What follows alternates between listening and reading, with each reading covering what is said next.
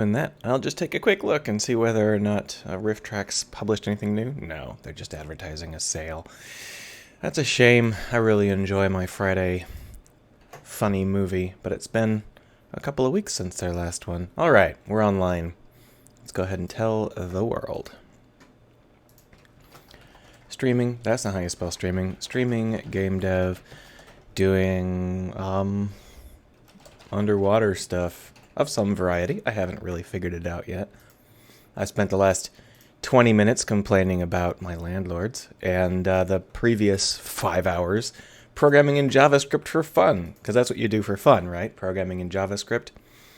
The only problem is that if you program, or if I program for more than a couple of minutes, or sorry, more than a couple of hours, I can get pretty oh, of course, now that I'm streaming, I've got the hiccups. I can get pretty burned out, and the problem is that it, like, kind of creeps up on you. You'll just be going along fine, then suddenly, wham, you're burned out. So I tried to stop a little bit early, so I wouldn't be too burned out, and we'll see how that goes. My mood is not fantastic, given my landlords are such shits, but we'll go ahead and try and shake that off. Last week we created some plants, so just close the blinds a little bit so I can see my screen. Hit play, and let's just take a look at the plants. Yeah, you can see how we've got these plants here. They currently don't do anything. You can swim straight through them, but they don't actually need to do anything significant. We can adjust their positions and stuff. I think that's probably what we want to try and do now. Let's see whether or not we can get them to ripple. We also want to do a couple of other things, like we would like them to be quite distinct from each other rather than exactly on top.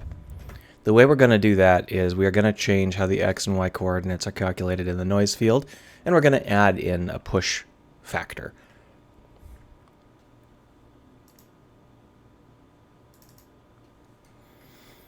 All right, so here is our Seaweeder code. It's not too complicated. It's basically just the normal particle cannon code, except for we stack a lot of particles on top of each other. The most complicated thing about it is that we don't distinguish when a particle chain is a particle chain as opposed to just part of an endless particle stream.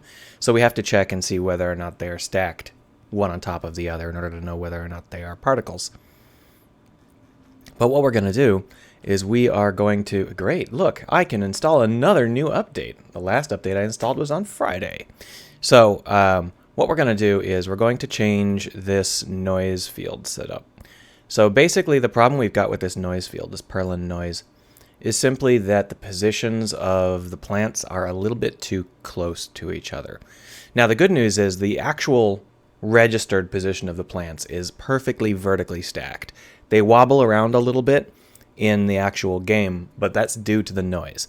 So when we think about the actual position of the plants, we can multiply the x and y coordinates by something very, very large, and that'll give us unique per plant noise, right? So vector 3 noise pause equals, we want the live positions AB, like this. And then what we'll do is we'll say that noise pause dot x times equals 1,000, and noise pause dot z times equals 1,000. And y is up and down, so that should be fine. And then the last thing we do is we set this to be noise pause. Now, even small changes to position in the plants will put us in a new location. I'm not sure that we want it to be times 1,000. Maybe times 10 or so would be good, because we wouldn't mind it if the plants are still sort of aligned properly. I think that with this approach, where they're completely just distinctively non-aligned, it might not be perfect, but on the other hand, all of the noise moves on the same axis, so this might not be too bad. Let's go ahead and reduce it down to, say, 10, and see whether or not that will end up.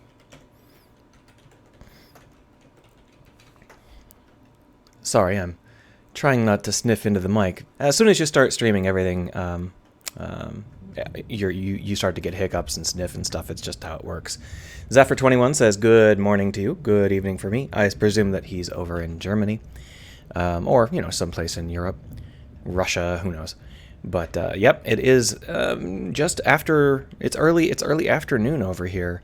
I was gonna have myself some lunch, but I couldn't because my landlords didn't pay the gas bill. So they shut off our gas on Friday before a long weekend when there's nobody available to turn it back on.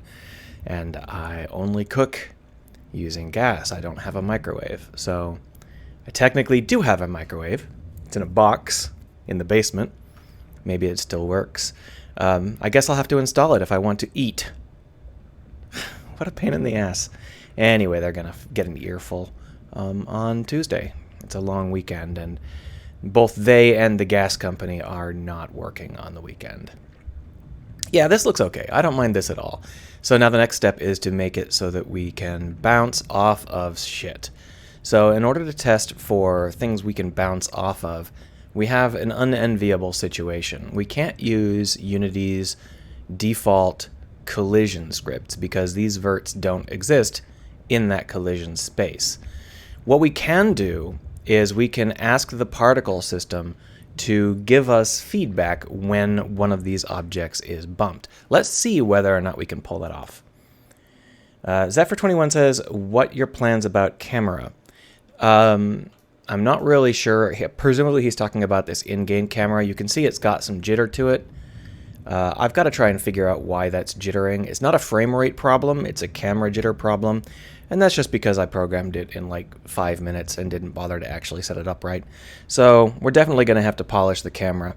I'm not sure what the plans for it are in terms of exactly how I'm going to polish it, but we're definitely going to have to polish it. Maybe that's not what he was talking about, though. So down here we've got our collisions, and what we're going to do is we are going to collide with 0 impact, and we're going to send a collision message. Now the problem is I don't know what send collision message actually does, so let's go ahead and find out. Send collision message Unity particles. On particle collision. Well, that seems like a good idea. On particle collision is called when a particle hits a collider. This message is sent to scripts attached to the particle systems and on the collider that was hit. So that means that in order to do this, we need a system that's on this. So what we're going to do is we're actually just going to move the seaweed planter's particle system onto the seaweed planter itself. We'll go ahead and copy and then paste as new. Now this is a bad limitation for us. Boom. This is a bad limitation for us simply because if we're not careful, this means we can't have multiple particle systems for our plants. We'll have to figure that out, but we can do it later. So if we take a look at the particle systems, we've got 0 right now. The only question is, I don't think I'm going to let it look it up. I think I'm going to manually seed it because otherwise it might malfunction. So now that it's on the same object, we're going to be able to use this on particle collision. So we'll just go ahead and copy the code for it from this example because I don't care to try and recreate it. So here's our seaweeder, and we're going to just punch it in down here at the bottom on particle collision game object other. So you can see there's some stuff here that's not actually working right. And that's because I didn't copy everything. Let's take a look.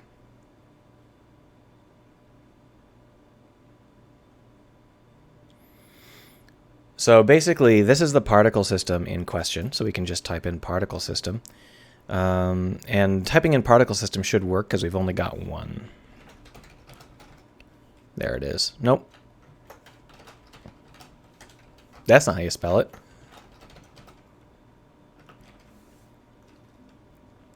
And then collision events is just a set of events like this. It's nothing special. So here's what we get. Particle system 0. I'm not sure why this is barfing. A field initializer cannot reference the non-static field. A field initializer. What the hell is it talking about? I'm going to go ahead and presume that it is erroring out here. There's something screwy going on. I'm not sure what it is. We've got a lot of error messages that don't make terribly much sense. So what we're going to do is we're going to just comment out these inner pieces. They're using a while loop, which is a great way to get stuck in an infinite loop if you're not careful. We'll just go ahead and see what Unity has to say for itself here. Yeah, so it looks like I copied something and didn't quite get it.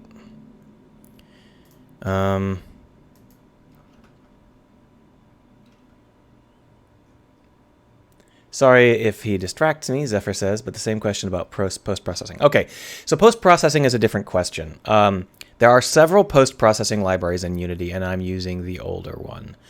That's enough for me, but what I'm doing with my post-processing is, if we look at the camera, which I believe is here inside the player, yeah. Down here you can see this post-processing layer. This is how you do it if you use the old one. I think the new one is similar. It's just a Unity library that comes built in.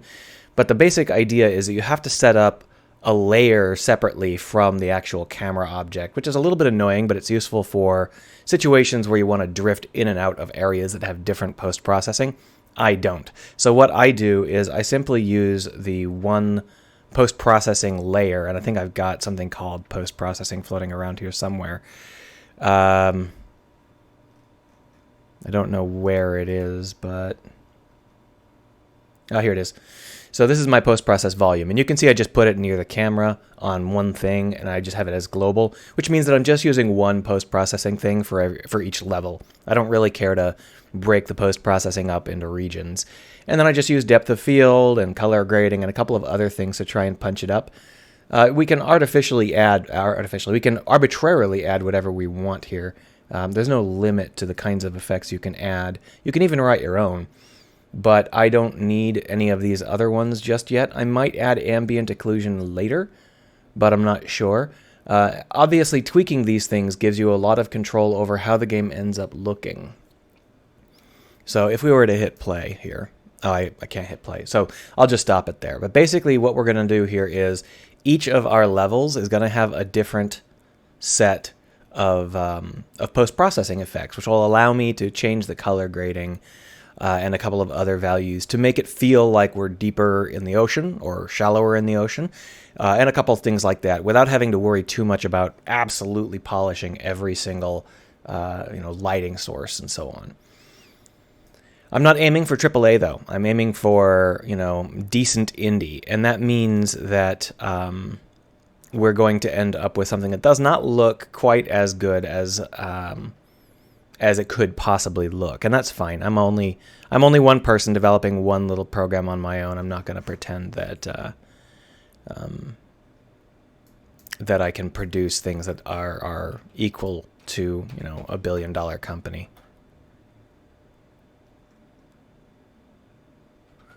Oh, no? What's going on here? So basically I got a whole bunch of errors here where it claimed that this wasn't in the class.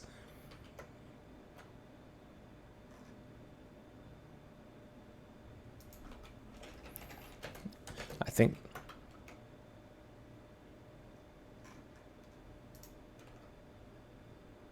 it thinks that this is bad. I got no idea why this is erroring. This is bizarre. You gonna keep erroring, you weirdo? Okay, so that's fine. But when I add stuff in... oh, that's why. Okay, so the problem was that I was just copying things without bothering to check, and it was giving me some errors. Zephyr says, thanks for answer. So, post-processing is a really fun topic, but the problem is that you have to... just to play around with it, you have to have a mind for what you want to see in your post-processing. So now that I fixed the error, I'll show you a little bit of what I'm talking about. So this is what the camera looks like with no post-process, or with full post-processing. But I can easily tweak the post-processing and turn it off. So if I turn off color grading, I think the color grading is actually not set up to do anything right now. So there's really nothing happening either way. But if I turn off depth of field, oh, that's not right. Okay, it looks like I screwed something up here.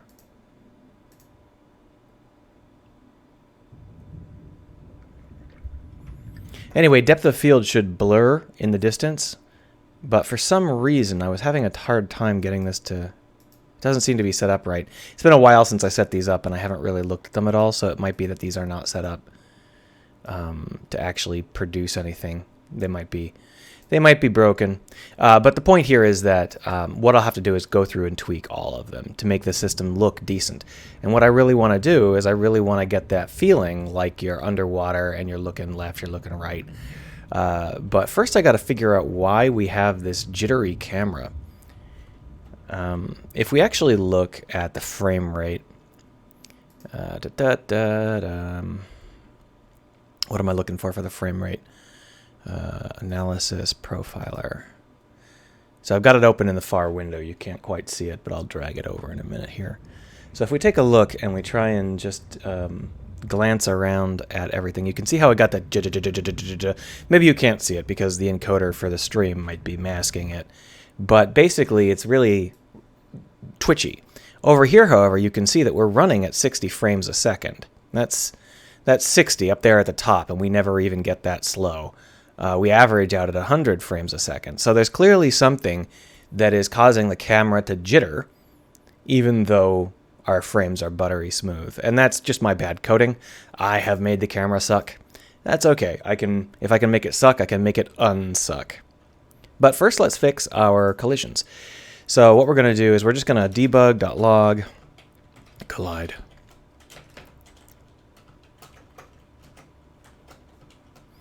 Other.name. All right, let's go ahead and see what sort of collisions we're getting. Let it recompile, hit play. And we're just going to fly through here.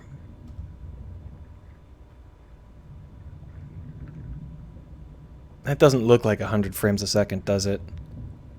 Not really sure what's going on. I'll have to figure it out. It could be that setting these particles is not as... Look at how twitchy that is. I'm not sure. But we're not getting any collisions, and I think that's because I set it to collide with planes. You've got to have it collide with stuff. Well, there's no reason for it to collide with planes. Just collide with the world. But of course, we don't want to collide it with everything. We want it to collide it on beings. So, nothing, beings. Beings includes the player. See? So that should be like the player, the NPC, whales, sharks, anything large enough to be pushing through debris fields. Here you can see we're colliding with the player. Hundreds of collisions. That's what we want. What we want to do is create some pops. So when you hit the player, you get pushed away from that location. So in order to do that, we're going to have to create a push system, which isn't too bad. Basically, the way that this works is if we go to the particle cannon, we've got this list of positions, and this list of positions gets filled. No, it's not this, is it? Live positions, here it is. This list of positions gets filled with all of the particles that we've got. So we're going to create a duplicate list of positions, which is going to be the delta offsets. So we'll just copy this, paste it in here. Offsets. Physics offsets. Now the reason we're not editing the base list is because that base list contains a lot of important value in that each of the points is where it's supposed to be rather than being arbitrarily, randomly scattered around. So the physics offsets are what we'll do.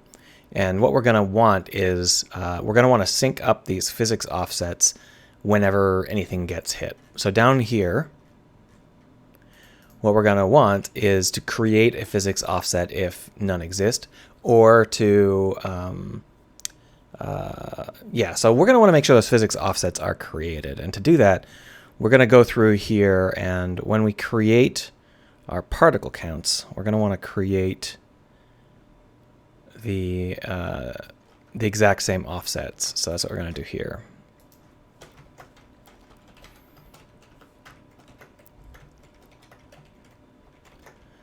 Perfect.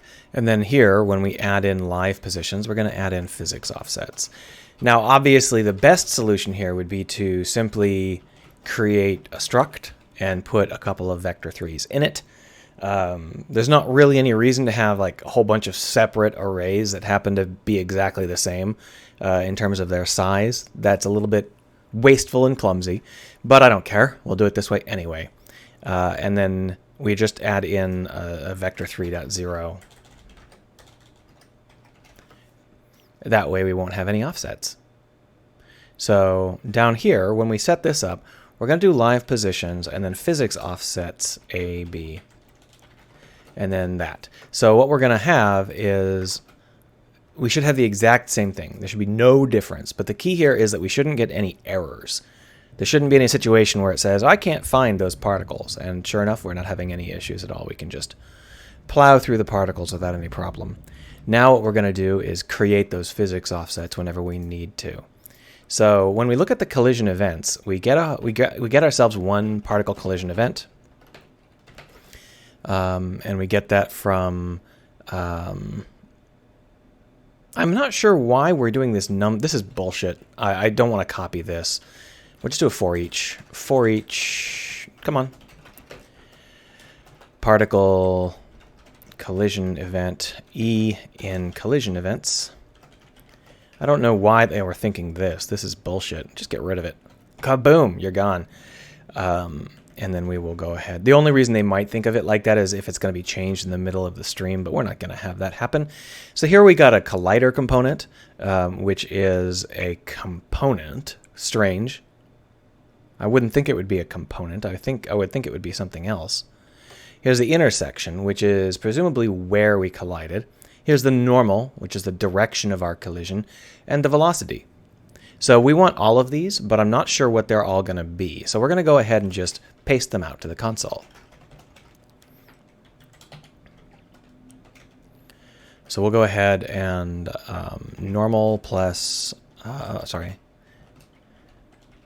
E dot velocity. And we're just going to go ahead and see what that looks like. Now the problem that I can see here is that I don't have a number. I can't tell which particle was affected unless the collider component is the particle in question. So debug.log e.collider component. Now, one of the things that might be happening, maybe the reason they're doing it like this is because they can get... No? I was thinking maybe the collision events were synced up with something, but they're not. Let's go ahead and see what we have here.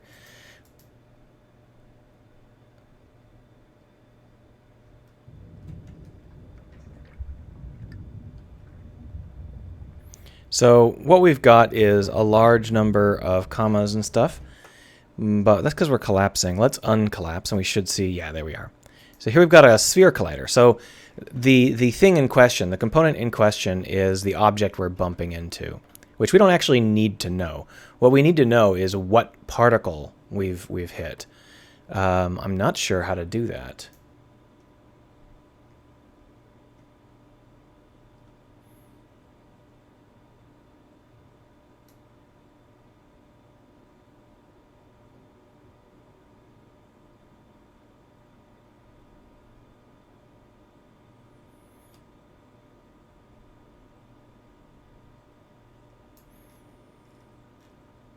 It doesn't tell us which particle did the colliding. What jerks.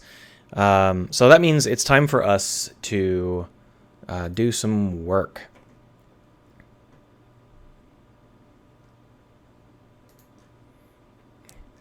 Sorry, I got some tweets I wanted to just catch up on there. So what we're going to do is create ourselves a... Do we want to do this? I'm trying to think about the best way to do this, and the problem is that we're descending from another class. No, we're just going to keep cloning.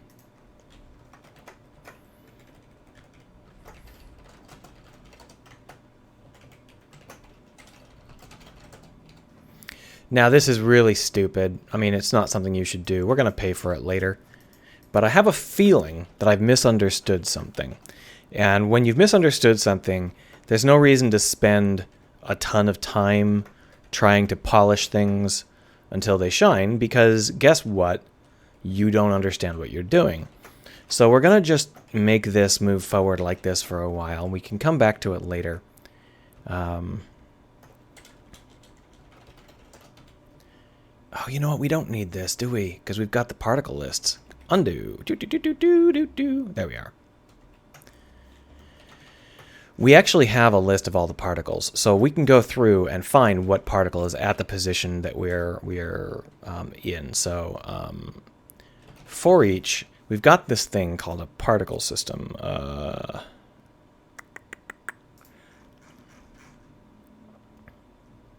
I believe it might be in the base particle manager class. Here it is, live particles. So we're going to go ahead and use that, live particles.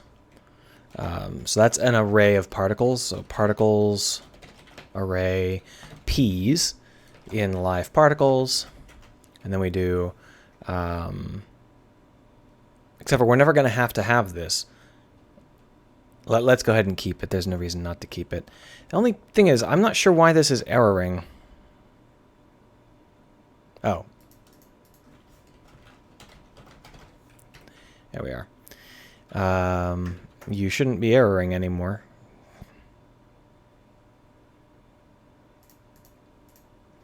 Okay, what did I make a mistake of here? Particle system. Oh, it's just particle. My bad. All right, so there we are. And then we can do a for each. No, we'll do an int here. So these all need to be ints. Int for int a equals 0, or a particle system index equals 0. PS index is less than live particles dot length count. PS index plus plus. Then we do particle system PS equals live particles PS index.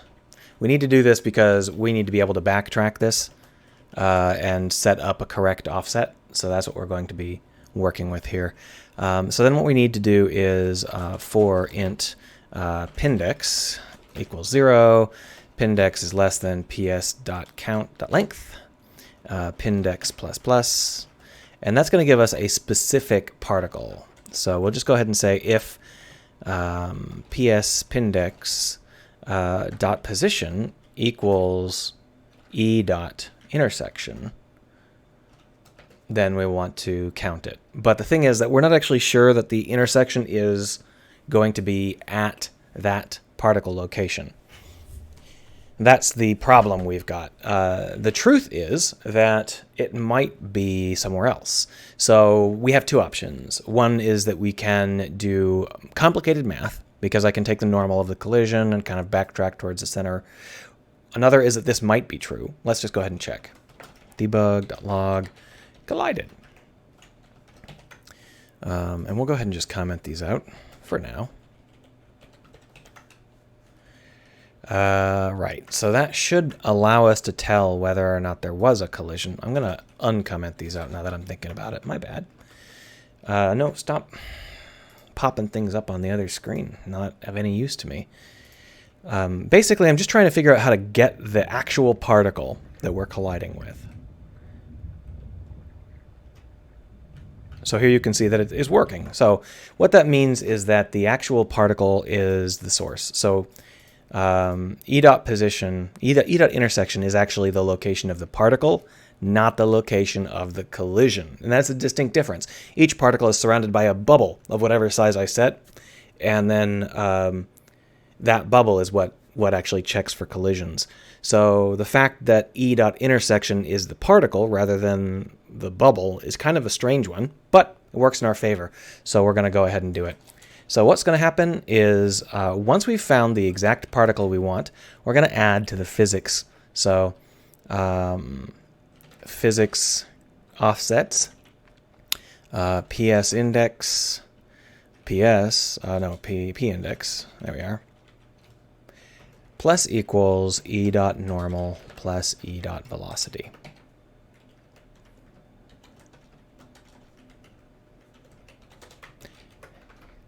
Now this should create some really splashy things where particles go flying off when we move through them. Well, it doesn't appear to be doing anything, does it? There we are. You see how it punched it out? There it is over there now.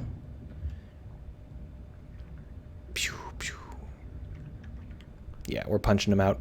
So what we're going to do is, obviously that's too much. We don't want to punch it anywhere near that far. The problem is that the normal is normalized. So it's got a value of 1. It moves it a whole meter, and then the velocity multiplies it by whatever more than that. Or for now, we're just going to go ahead and divide it by something like, say, 10. But we're also going to want to process all of these particle systems so that we have like a rippling effect. So to do that, what we're going to do is here in update particles, we're going to have an update physics.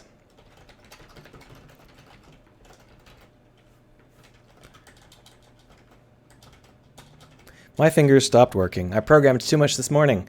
All right, so we're going to update the physics by simply moving in this same exact setup.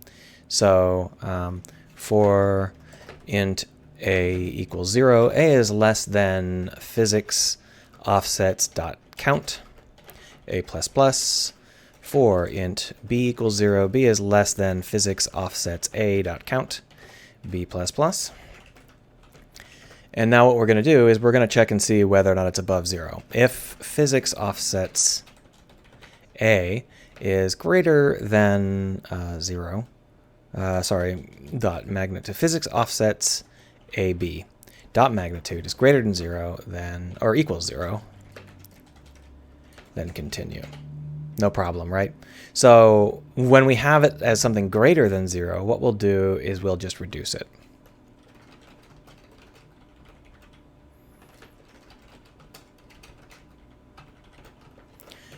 Now, we probably want to lerp it or something, but I don't care that much right now. Here's the key, however, maybe 0.95. Here's the key, however. We don't want it to just be that one little piece. We want it to ripple up and down the chain. So what we're going to do is we're going to check and see whether or not the next thing above us is part of the same chain. And the way we do that is by grabbing our current position, vector3 cpos equals live positions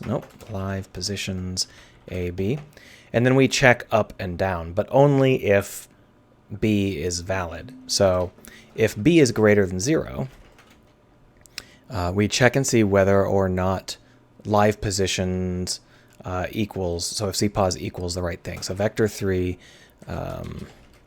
ppos equals live positions A, B minus 1. And then we say ppos.y equals cpos.y, and then we check and see if they're equal. If ppos vector3 dot range, no, dot distance, there it is, ppos cpos equals, equals 0, that means that it is directly below us. So what we'll do is we will set up its physics offset. So physics offsets a b minus 1 plus equals physics offsets a b times 0.1f, something like that. And then the only issue is we want to make sure that we don't end up with an oscillation that gets worse and worse. But if it happens, we'll fix it. Now up here we're going to say the same thing but the other direction. If b is less than physics offsets a dot count minus 1. Do I need to make it minus 2? No, I think this is correct. Then we just want the same shit.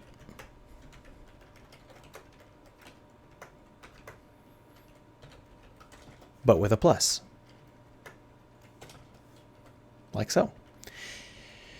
So I believe that this is probably too much. I think we're going to end up seeing rather exaggerated oscillations, so we're going to go ahead and pull that back a little bit. And that should do it, but we have to actually call it.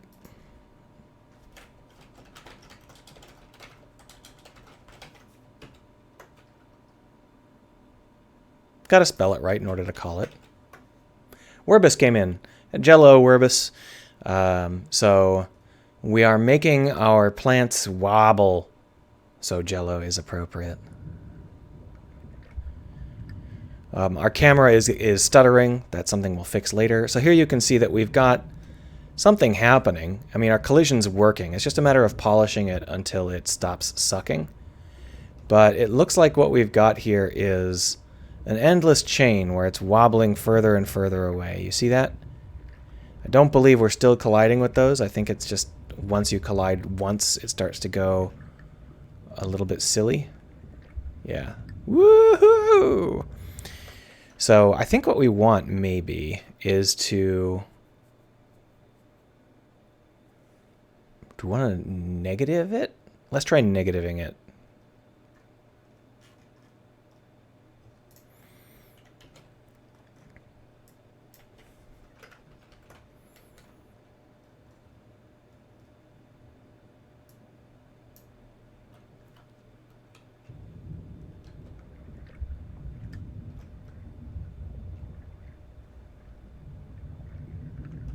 Yes, that's exactly what we want them to do. I think that looks extremely realistic. I don't see any issues with that.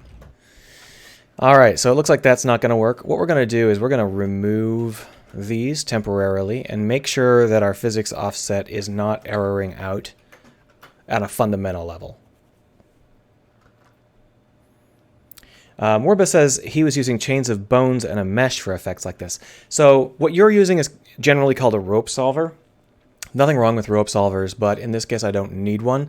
It's a little expensive. Moreover, having a skinned mesh renderer, which is what you need if it's tied to bones, would make these super expensive. But we're running at 100 frames a second, although you can't tell. So this is the sort of performance you can get when you are doing your stuff using the simplest possible math. These are just repeated duplicate meshes. We'll probably have to polish it up later. But the basic concept here is that we don't have skinned mesh renderers for anything. Our fish are not skinned mesh renderers, our plants are not skinned mesh renderers, but we still have animations for all of them, using a combination of basic particle effects and shaders. So the initial push is way too big.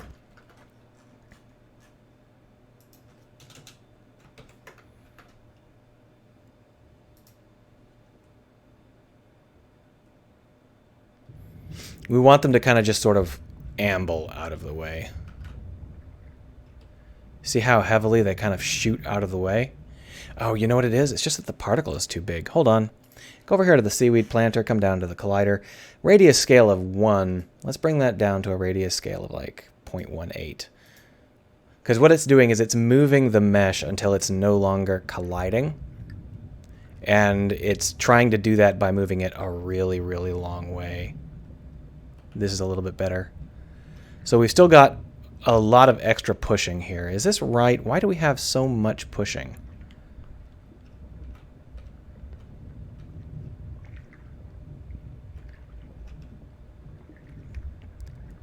You know what? I think it's the velocity. Let's go ahead and take the velocity out.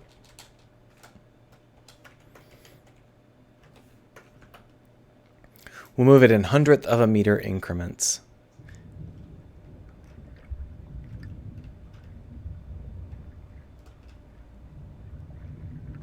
Well, now it doesn't seem to be pushing at all. The velocity really did make a lot of difference. Alright, so what we may want to do is normalize the velocity, but let's just go ahead and bring this up to tenth of a meter increments.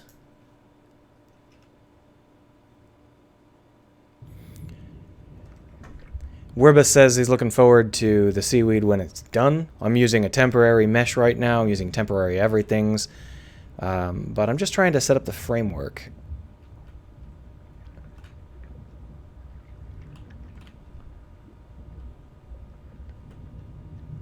Did I make the collision scale a little too small this time?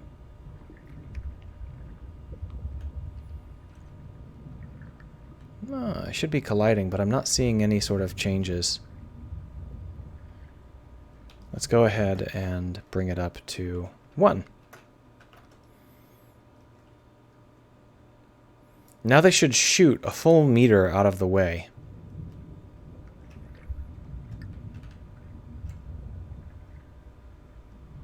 Yeah, see?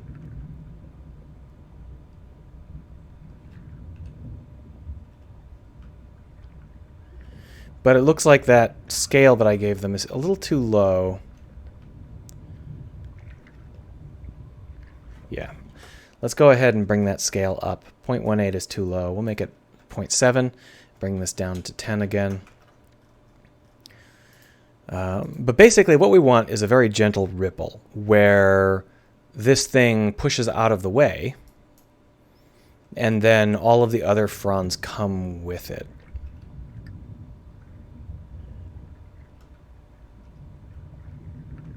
You can see how it's kind of popping. I don't really want it to pop like that. We may need a velocity rather than a position change.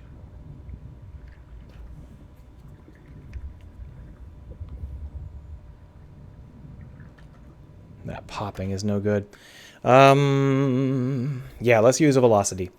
So basically the problem with using a velocity is that the setup isn't quite right. We could, excuse me. Sorry, I didn't have a very good lunch today due to the lack of gas. But what we can do is we could use another physics setup, or we could change this to a vector 4, or we could change it to a custom struct with 2 vectors in it. Any of those things would work. If we move it over to a vector 4, then we can use the W, the fourth part of the vector, to multiply the velocity by. So that's what we'll do for now. We'll just try and figure it out. So this needs to be a vector 4. This needs to be a vector 4.0. And let's see. You can see that we can't simply add the physics offsets because they're a vector 4. Vector 3 pofset equals physics offsets. Can we cast it to a vector 3? Let's see. And then we can just say this is pofset. Yeah, that seems to work. And then we can just multiply it. Pofset times equals physics offset AB.W. Perfect, right? No problem. So what we'll do here is when we set up the physics offset, what we're going to want to have happen is we're going to want to make this a different setup. So we're going to want to cast this to a vector 4. Can I just do that? I should be able to. It should automatically have no problem casting, and W will just be 0. Yeah, it's fine. So right now, we're not going to get any motion because W is 0. So what we're going to want to do, first things first, update physics needs to be at the top. Boom. Second things second, here in update physics, what we're going to need to do is increase the physics offsets W while we decrease the rest. So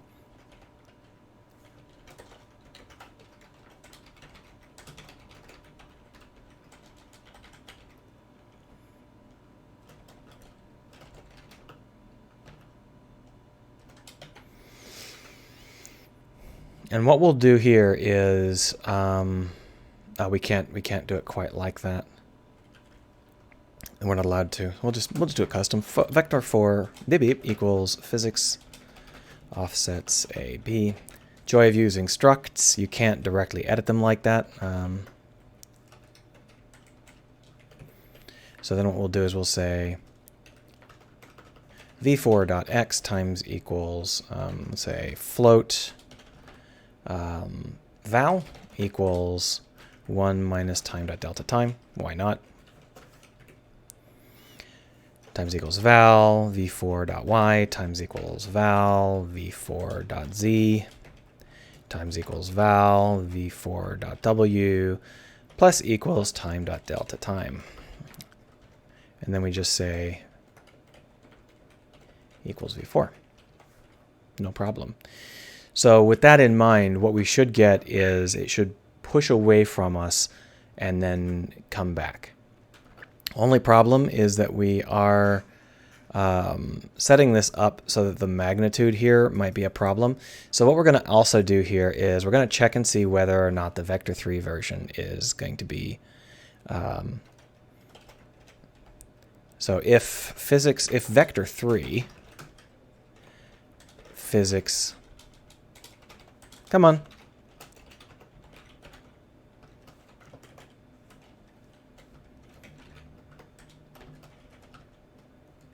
So basically, if we have a a vector 3 version where the magnitude is 0, that means that x, y, and z are all 0, but w is not. We'll just set w to 0.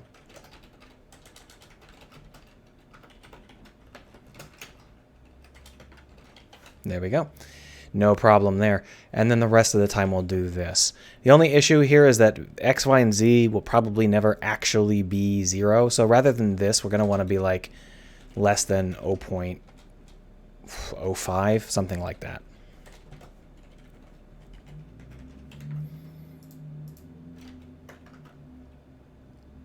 Let that recompile.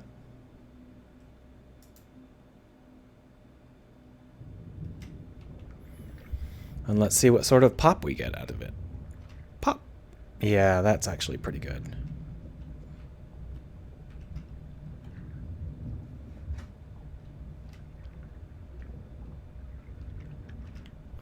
When we add in the ability for these things to actually tilt, we'll probably get even better performance.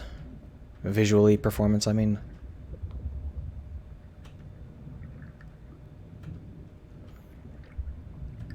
Yeah. So what we're going to do is we're going to make it propagate.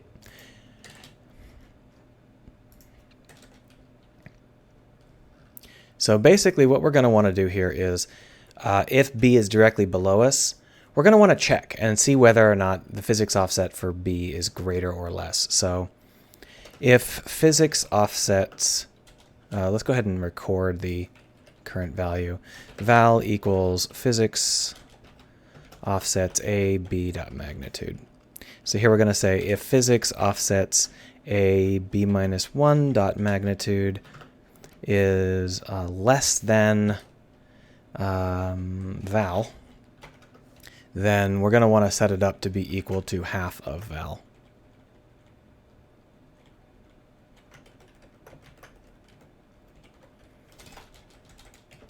This way we don't do any sort of inverse propagation. We don't end up creating any situations where we end up with oscillation or pumping. It'll just go ahead and be fine, at least in theory.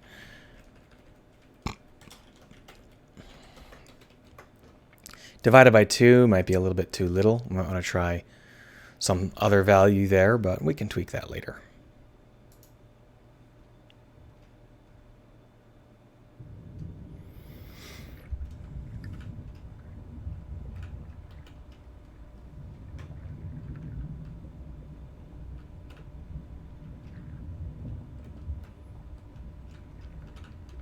So I think it would be good for us to cap the amount of pushing we get out of these. Right now I just add. I don't think I want to add because it ends up like firing them pretty far away. In addition, I don't think I want to just apply the normal because that's often up or down. So let's go ahead and tweak that down here.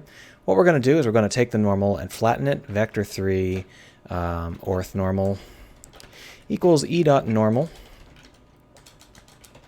That's normal.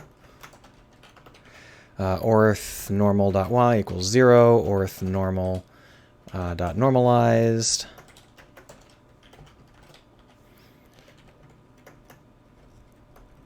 Orth normal. And this is just going to be an equal.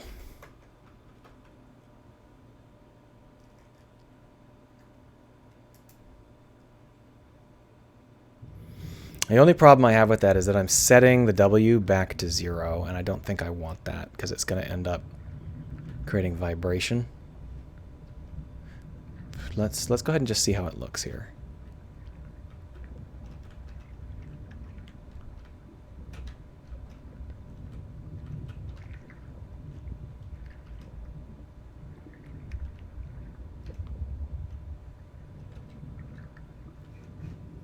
Yeah, setting the W back to 0 screws it up.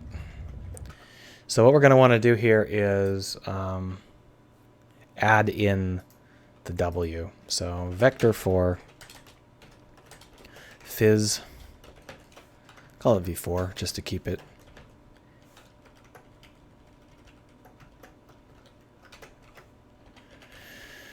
There we are. And then what we'll do is we'll just set the v4.w equal to physics offsets ps index pindex W. We're still going to get some pushing here because the W is going to be going up and up and up and up and up. But it shouldn't be as bad as we had before, where it would just spiral off into horizon. It might be. We're definitely getting a little bit of extra pushing here. I think what we're going to want to do is...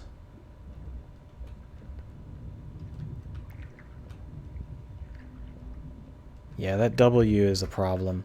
Just divide it by 2.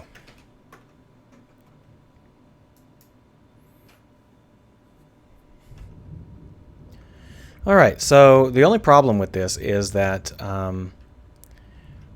these particles currently have a maximum amount of deviation. When we add something like a big shark or something and we want to have these push a long way, this isn't really going to work. But I think that's fine for now. It's not something I care about too much. I just want it to feel like it understands that we're moving through them, and that's what it feels like right now. But I think I want to radically amp up the performance of the rest of the chain. So, oh.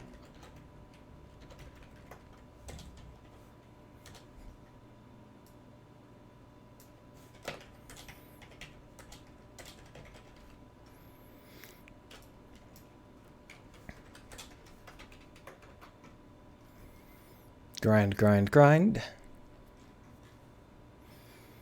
So now we should get some nice ripples. And the idea is that even if the one piece that you're bumping into is vibrating a little bit, you're going to see these wonderful sinuous coils coming off of it. At least that's the theory.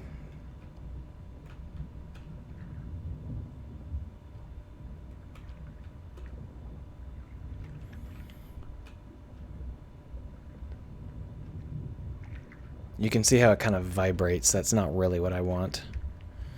Part of the problem is that the propagation moving up is instant because of the way we're doing the processing, which means we don't get a sinuous coil. We just get kind of a sudden shove.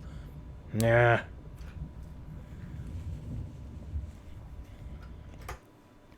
So if we set this here, it's going to end up pushing all the way up the chain. We could, like, pop past this.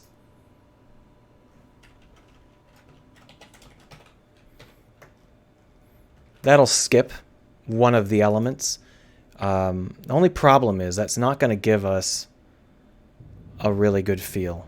I think it's going to end up feeling really dumb. Yeah, it's all popping. I'm going to have to figure out... we're going to have to polish this later. But I've got the physics collisions going, so we can figure out the details of it later.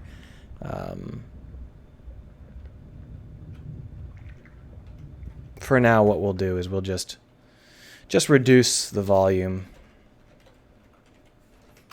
and call it a day there. Werbis says he's trying to write a pretty ambitious interactive story.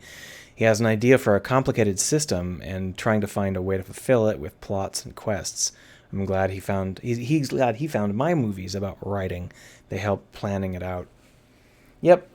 So the one thing that I didn't mention in my writing videos that I strongly recommend, use a flowchart. Like, even if it's on paper, it's super, super easy to get lost when you're creating anything more complicated than... as soon as you put in choices, it's very easy to get lost. So a flowchart will really help you to set up your story and the choices that you can make, even if it's just like a bunch of just notes on a page with arrows pointed between them.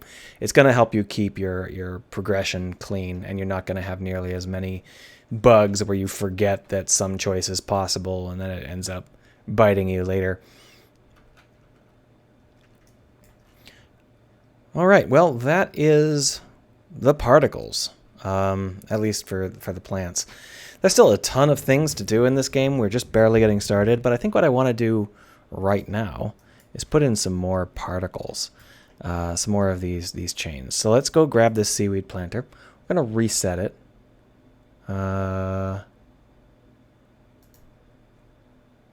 clear. We're going to go ahead and make it so that it's really, it's possible to deploy it on the walls, because that's actually one of the things we're going to be using it for, wall deployment. So now when we have this seaweed planter, there it is, we can sort of hide our crappy walls. We can also hide them with rocks, of course, but the whole point here is where Besezi draws mind maps. That's fine, as long as you have some method of not getting terribly confused. Because it's very easy to think you've got it all under control and then realize that you absolutely do not, because there was some factor you forgot about.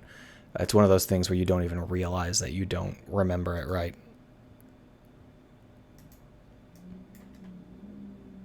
All right, let's go ahead and see how that looks. So the idea here is that we filled up the entryway with some plants. And this is a little bit too aggressive because the center is cloaked as well. But you can see that the sides no longer look like they're just super bare rock. So if we want to clear this out and try again, we can. The only problem is that it's easy for us to accidentally catch the ground in this. So let's reduce the number of particles per shot, since we're not really firing from very far away here. There we are. And then over here. There we go. The idea is to leave a gap in the middle. Yeah, like that. See? Now that is a pretty good way to guide the player through an area. And you can see that we end up with a situation where the walls don't look as bare as they did earlier today. We still got fish flying through, but we'll deal with that later. This is more or less how I want it to look in terms of layout. Lots of polish left to do in terms of everything else. Earlier I was talking to Zephyr21 about post-processing. You know what? I suppose it's time for us to look at the post-processing again. What we're going to do that is we're going to move the player into a position where I can actually see things.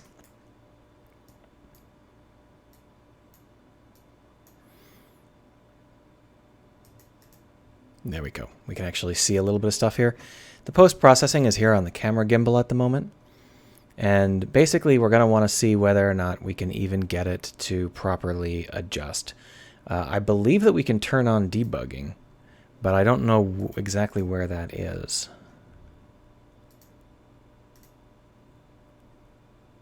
Maybe there's like a debug display. Yeah.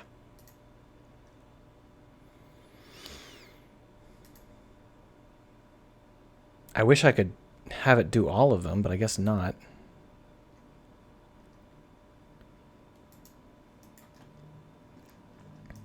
I don't see any sign that this debugging is actually debugging. I think it might be something I don't understand how to use. Ah, there we are. So this is actually like a really complicated debug. Oh, cute. Very neat.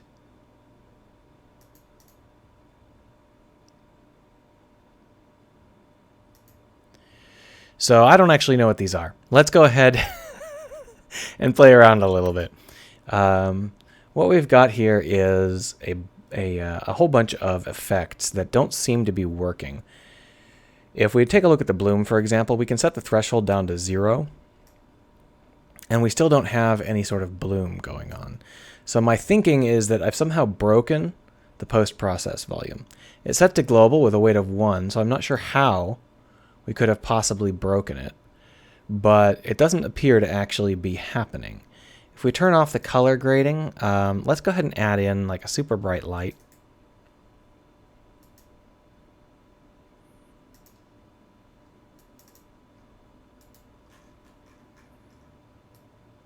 No, that didn't work.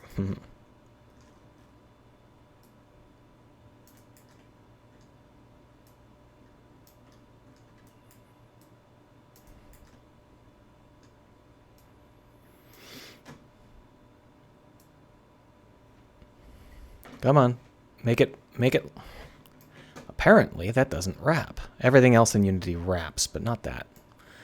And we'll go ahead and punch up the intensity. There we are. Nice and bright to the point where it freaks out, right?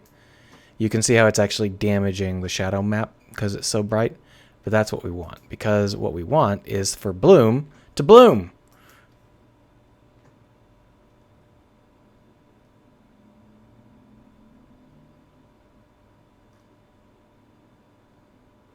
It's not blooming at all. Maybe it's because I put it on a different layer. Let's take a look here. Layer post-processing. There it is. We want layer beings. There we are. Now it works. Obviously, that's not how we want it to look, but I was punching it way out of control on purpose.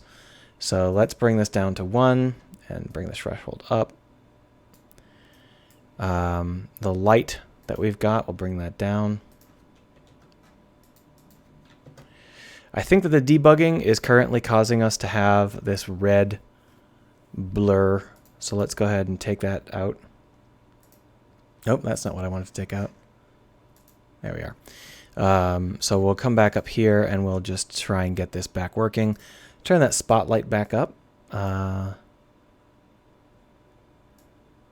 we are. That should be bright enough to give us some bloom. So let's go ahead and adjust the bloom until that is correct.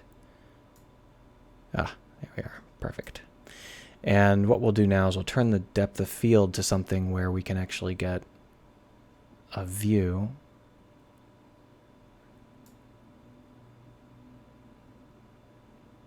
Like there.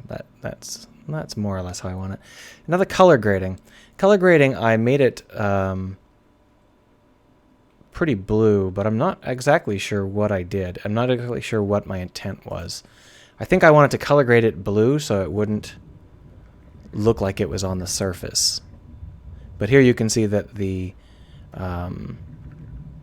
elements are working okay at this point in terms of cooperating, but the bloom is a little bit weird.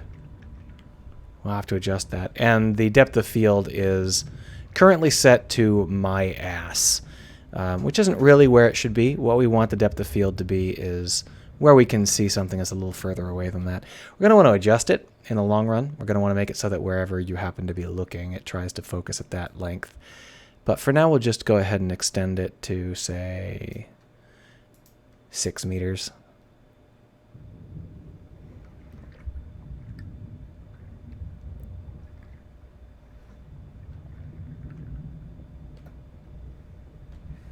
So I'm not sure what's going on with the bloom, because you can see how the bloom isn't really reacting as expected here. That might be because I've misunderstood it. Let's take a look. So here's the bloom at the bottom. Let's just lower the threshold a touch more, because we want it to blow out. This light is blowing things out on purpose, and we want it to really get that sort of aggressively blown out feel. Maybe I have to up the intensity rather than changing the threshold. Yeah, we really want it to be completely blown out, because this bloom is not just an in-camera effect. This is like it's refracting into the water.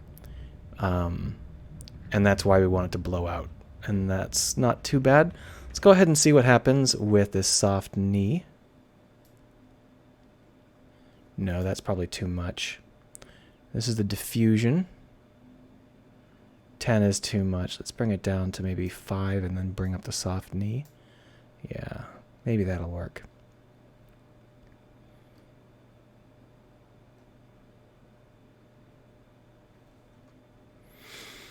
Orbis says the game's starting to look pretty good. Well, that's nice to hear.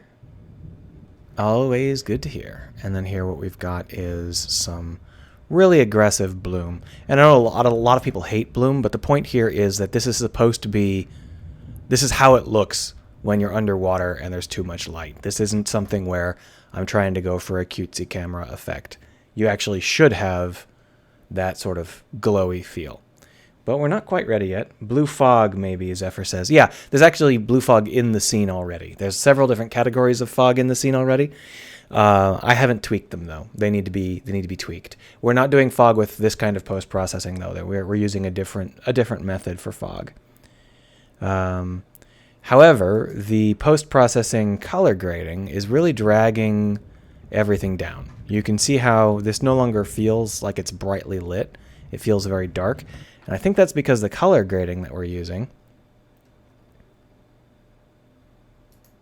is really taking everything down. You see that?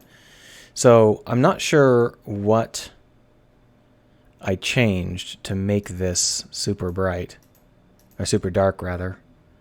I'm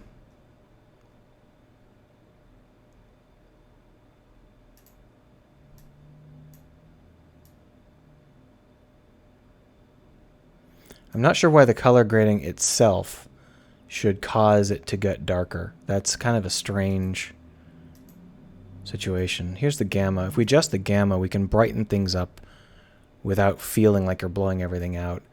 But let's see what happens if we just adjust the gain. Yeah, the gain is what we want to adjust. So I've just blown out the I've just blown out our lighting a little bit to try and get it back up to snuff. What we've done is we've blue shifted everything here with this particular dial. That's where it is.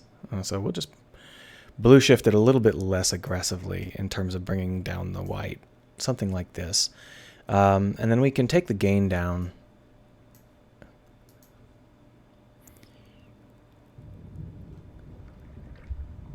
That's a little bit better. It's something that's going to take a lot of processing. But for now, let's take this bright light and move it somewhere where it might be actually of use in examining the way that the game works. We've got a fish whorl over here.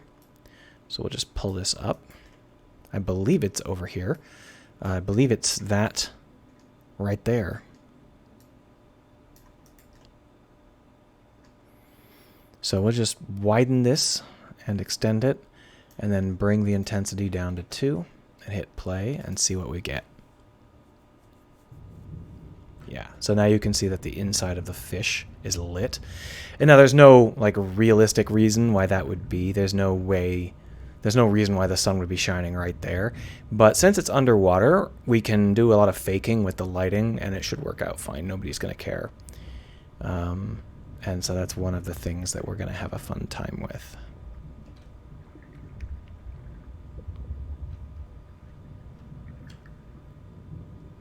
We got fish and plants.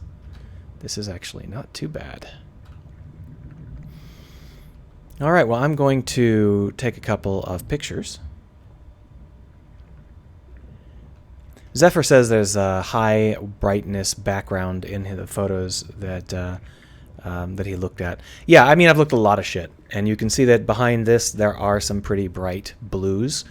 It's not something where I'm aiming for photorealism. It's just something where I want to have a good feel. And obviously I haven't tweaked the fog yet. It's still very basic. But I have done a couple of things that you probably didn't know about. One of those things is a fog card. If we go over here, we can actually see it. Fog cards are a way to punch up the background fake so that you can see where the heck you're going. Here's an example of a fog card. You can see how that might be the sort of thing you thought of when you looked at your background pictures, that kind of slightly brighter blue back there. That is actually a faked fog card. The giant blinking light is not part of that. I'm not sure what that is. This brightness is a fog card. And oop, I'll have to fix some of these objects. There's clearly some nonsense happening here and there. But, yeah. It's super bright. I think I have a light right at the entrance here. I'm not sure why.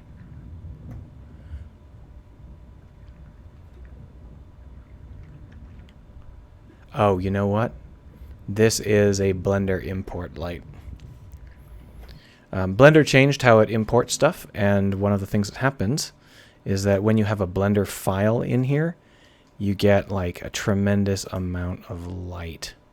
That's not what I wanted to do. What the heck are you doing? The only question is where the lights actually are.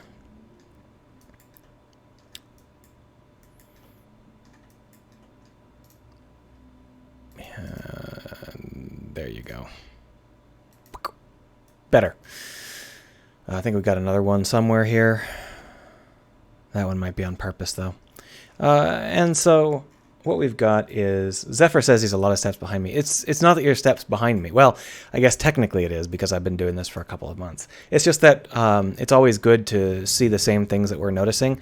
But when you're on a development cycle, it's often that you have to develop certain things. You can't develop everything at once. And so I focused kind of slapdash on specific things at a time.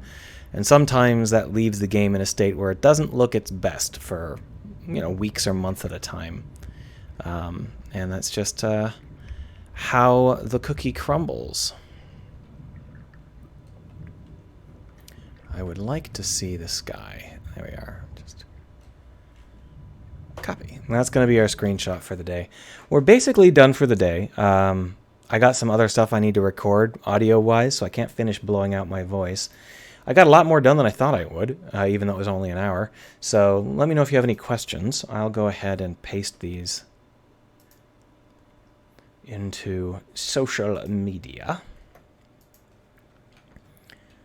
The plants now wobble when you push through them. Screenshot Saturday. Boom.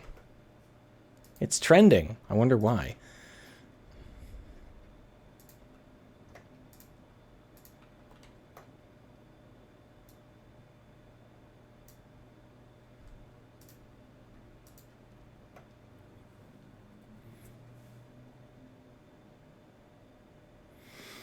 Just patiently waiting for it to finish. There we are. Good, good, good. I might have overcorrected, though. It looks like it's too bright now. Let's go ahead and drag the brightness down a notch here, because this doesn't feel like it's underwater anymore. So if we want to do that, we can just come over here and adjust this gain. We actually don't want to adjust the gain down very much. Maybe, oh look, the color filter reverted. That's interesting. Maybe what we want is to punch the contrast to... Let's just bring the contrast up a notch. That ought to help. That's good enough. We'll figure all of that stuff out later on. We can just tweak it forever, try and get it to feel good. No hurry there. All right, well, thanks for stopping by, everybody. I will see all of you on Wednesday at the same time if you care to pop in. I start about now on Wednesdays, but I'll understand if you don't show up because I'm awful on Wednesdays. We'll see you probably next Saturday.